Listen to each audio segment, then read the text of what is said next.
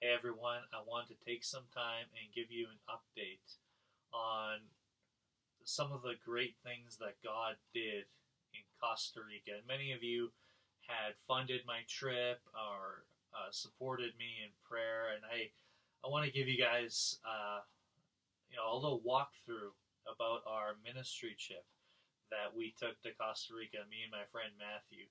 And my apologies for the delay of this update because I when I got back from the trip about um, about 24 hours after I got back from the trip, I got hit with this intense flu that put me in, like, I was bedridden for like 2 weeks. And so with being gone on the trip for 2 weeks, being bedridden for 2 weeks, and then coming, getting back into normal life, I was just so behind and with the House of Prayer stuff and everything in life, and so only now has my life been smooth enough to do one of these updates. Well, first off, like I said, I just want to thank you so much for all of you guys who supported me and all of you who supported me in prayer, not just financially, but also in prayer. And so, anyways, I got some pictures and some videos I want to show you. And the first one here, this is Omar. He's in the middle, and then to the side there, that's Matthew. And Matthew, he was the one that who organized the whole trip, and it was his ministry that we did the trip through. And I was so honored when he asked me. Omar is the guy in the middle, and he was our interpreter and translator. He was such a joy to have and to be around. He was just always smiling. He was always happy. He was always encouraging. And the thing that I appreciated the most about Omar is he never talked down about anyone. Ministry leaders or people that we had encountered or whatever, he only had positive things to say about people, even about those who hurt him in his life. And he rubbed off so much on me, and I left this trip and I was like, man, Lord, make me more like Omar. I love it when we have those people in our lives, those who challenge us with their level of joy, those who challenge us with the way they endure hard situations. Omar challenged me so much with his joy and how he honored people, and I can only pray that I could reflect that in my life. Well, the next picture here, it's just a picture of me sitting in a chair reading the Bible, and this was our hotel room, and just that view was awesome to wake up to every day. We didn't spend much time in the hotel because we were mostly ministering a lot, but the times that we did have, it was good. We spent lots of time with the Lord. I would love to do more time at the hotel, just for the sake of spending more time in prayer and time with the Lord, but it was really good. The next picture, this is a place just around the corner from the hotel that we stayed at, and I mean, just look at those tacos; they're beautiful. And this one here, this is Matt's. He got this burrito, and it was just so massive. I mean, for me, it was 2 meals. For him, it was 1 meal. Anyways, so this next picture, this is the first church that we ministered at. It was on a Sunday morning, and Matt preached. Now, Omar didn't translate for us. We had a different translator. This man, his name was Oscar, and it was fabulous. It was a great time in God's presence. And here's just a short video.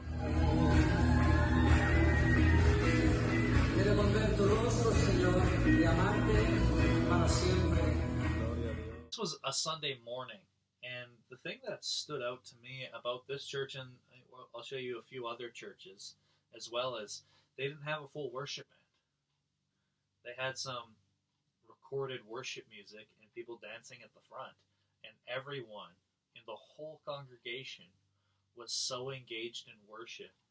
And the one thing I learned from the church in Costa Rica was just how they are not into a show. They're there for God. They put on a song, they're all into worship. They throw on a worship team, they're all into worship.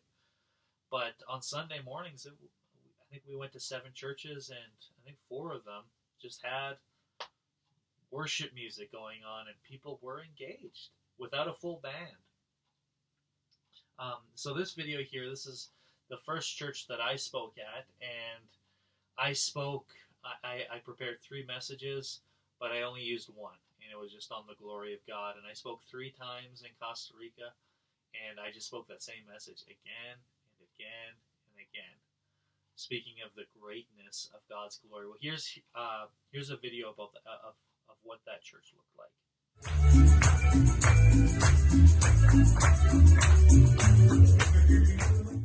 Again, you can see that they didn't have a full worship band.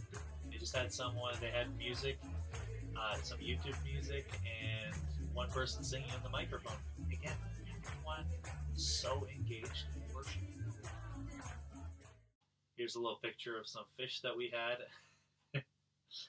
You zoom in on it, you can see that there's still fish. There's still teeth on the mouth of a fish. We had never had fish like that, and it was actually very good. Next picture here, this is a man by the name of Eduardo. Eduardo or Elwardo, I think it's Elwardo, and he was one of the main drug dealers in Punta Arenas. And Punta Arenas, it's a very rough, royal place, and this man, he told us his whole story about coming out of the drug world, coming into Christ, encountering Christ, seeing how Christ transformed his life. And yeah, it was such an honor to meet this guy. And as I met him, and then we drove back to San Jose, which is where our hotel was, I was just so inspired by this man, and inspired to come back to Edmonton and to contend for the drug dealers. Contend for those who are caught up in the depths of the dark places in our city, and just believing that God is wanting to meet them. And not just meet them, but save them. Not just save them, but raise them up like this man here. And this man, he's now a youth pastor. He's a minister. He's wanting to be a pastor. He's wanting to pastor a church. And God set him in ministry. And God is wanting to raise up drug dealers, pimps, the people who are hanging out in the darkest regions of our cities, and bring them to his Son and make them apostles and pastors in the body of Christ. Well, the next video here, this is, we were driving out to a church in a jungle region, the rainforest. It's just such a cool video. You just see all the fog and everything. We were really high up in the rainforest area.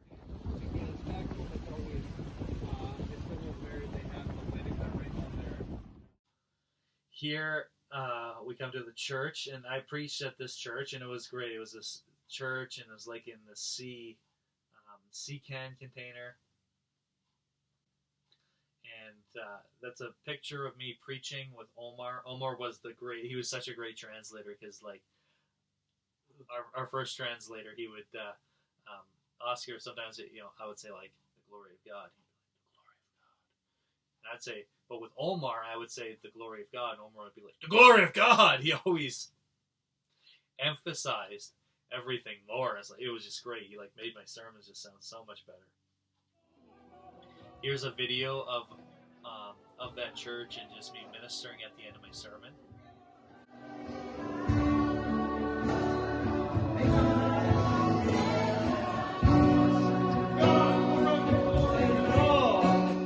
Here's another picture of me preaching.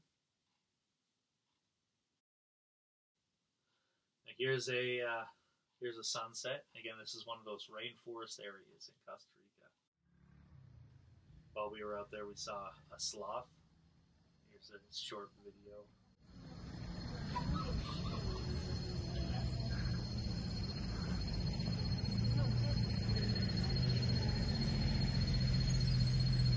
¿Es el de 2 dedos? Sí. Ah, no, eso es de los que se van. ¿Ves que tiene el collarcito? Ese es para... We also saw some monkeys. They came and visited us at the hotel. They got so close to us, guys. Just threw something. Oh my God. Yeah, this is another jungled area, rainforest area where there was a church. And here Matt's preaching, and Omar's translating for him. Again, Matt came prepared with 4 sermons, and he only preached 1 sermon on freedom in Christ. It was awesome. We both had these huge plans. Okay, we're going to preach this day. God just threw out the window, and we just preached the one message that we felt the Lord called us to. Here's a picture of me preaching at this church, and a short video of us ministering.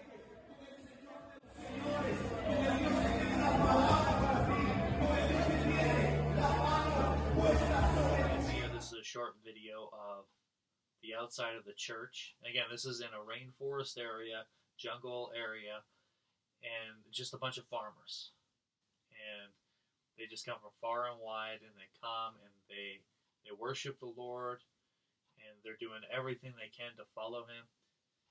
And guys, I'm telling you, especially in these rainforest jungle areas, you do an altar call and half the congregation comes forward, especially when you do an altar call for healing.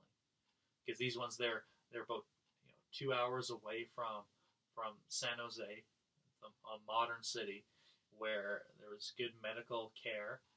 And these ones here, they're in the thick of the jungle, and they have nowhere really to go to find health or healthcare or healing.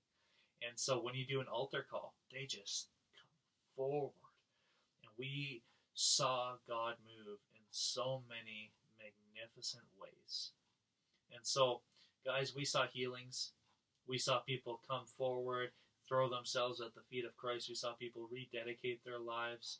Matt and I, we started prophesying so much together, and we saw people so encouraged by God's prophetic word.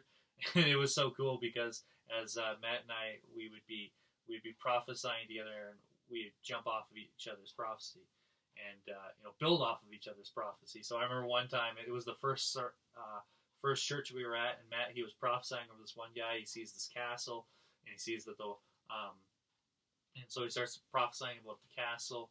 And then as Matt's prophesying, I get a vision that the walls have been broken of the castle. And so Matt, he prophesies over this guy about his life being like a castle and everything. And then I say, well, the walls have been broken. And Matt just stops me. He says, wait a second, I had that vision too. I just forgot to say it. And so we'd be building off of one another and encouraging one another as we prophesy. And we learned to prophesy so much better and to hear his voice. And not just in the services, but even in the hotel. Every night we'd usually go to the hot tub and relax a bit, reflect on the day. And I think it was one or two times someone was in the hot tub and we just started talking. They just opened up their lives to us, and we just started prophesying, sharing about Christ. And we saw so many great things that God did. And so again, I just want to thank you so much for your support of this trip. And I just want to encourage you guys, like, God moved, and it wasn't just me going there, but you guys went with me. You guys who supported me financially, you guys were a part of that. Those of you who supported me and Matthew in Costa Rica, you were there. And this wasn't just something that Stephen and Matthew did. This is something that we did together. We saw God move in Costa Rica, so I want to thank you